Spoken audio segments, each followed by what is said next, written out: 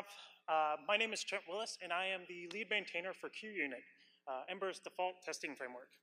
Over the last year, we shipped a lot of new stuff in QUnit, including QUnit toDo, which revamped a lot of how we approached thinking about the test framework.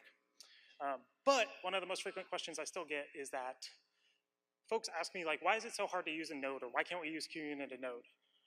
Well, today I get the pleasure of announcing for the first time ever the arrival of QUnit CLI, a new tool that makes running QUnit tests in Node just as easy as it is in the browser. So you don't have to do any more custom setup or install third-party npm packages. So this means that since QUnit is installed by default through Ember CLI, you now can set up tests not just for your browser code, but also for your build or server code just as easily without any additional installs. So the CLI is in its early stages, but V1, which shipped today, already includes stuff for most common use cases. This includes file globbing, so that way you don't have to pass any recursive flags and you can explicitly decide what tests you're running. Filtering, which is already powered by QUnit's pre-existing filter function, so that way you can do things like inverse filters or regex filters. Custom reporters, which I'll talk about more in a moment. File watching for rapid development and iteration, and seeded randomization, so that way you can try to catch flaky tests as is already done in the Ember exam add-on. So we plan to iterate on this quickly, and your feedback would be tremendously appreciated. To get started with this, all you have to do is npm install QUnit globally, and then probably run QUnit help, so that way you can see how exactly to use it. Along with the CLI, we've been shipping other features as well, including QUnit toDo. So this is a new type of test that we've introduced alongside skip tests and the normal test command. And the idea is that toDo tests represent features that aren't fully implemented yet in your code base. So they expect to have at least one failing assertion or one error thrown within them, but they'll still be reported as okay by the test reporters.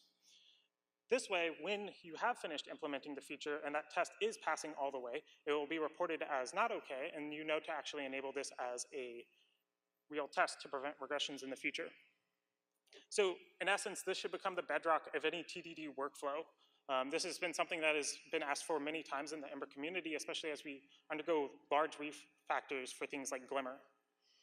So additionally, when you use these tests on the CLI, it'll give you feedback about not just how the test itself, whether it passed or failed, but also exactly what is wrong with the test, so you can work on it and track that state.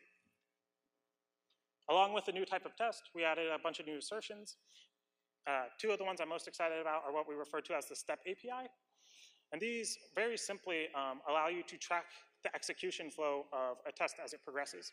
So assert step takes any truthy value to use as a tag for individual portions of your test, and you can then call verify steps to verify the order and occurrence of those tags.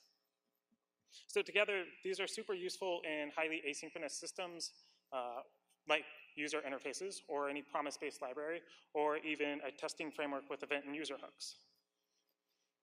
So the step API also allows you to easily verify different parts of your system as the test is executing, and allows you to replace things like special counters or Boolean flags that you might have previously used to do testing of this sort.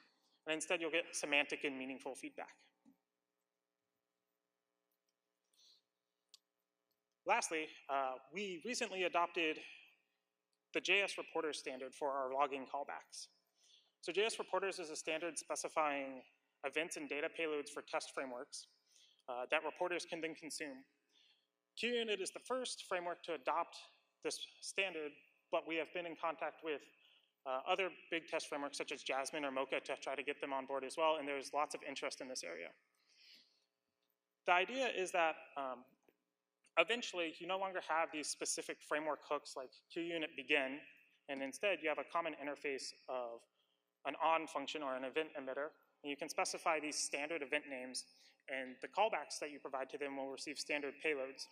This makes it easy to write a reporter once and then share it amongst all testing frameworks out there, regardless of the specific implementation.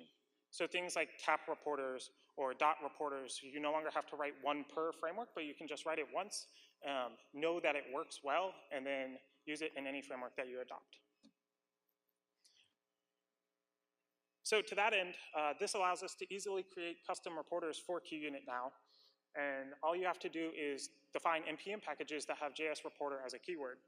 You can then import the functions that are exported there and use them from the command line really easily. You can also use them in the browser, and you can look at the QUnit documentation to see how to do that. And so that's what's new in QUnit. Thanks for listening, and I really encourage you to go check out the CLI, especially if you are an add-on author, and give us your feedback so we can work with you guys to make it better.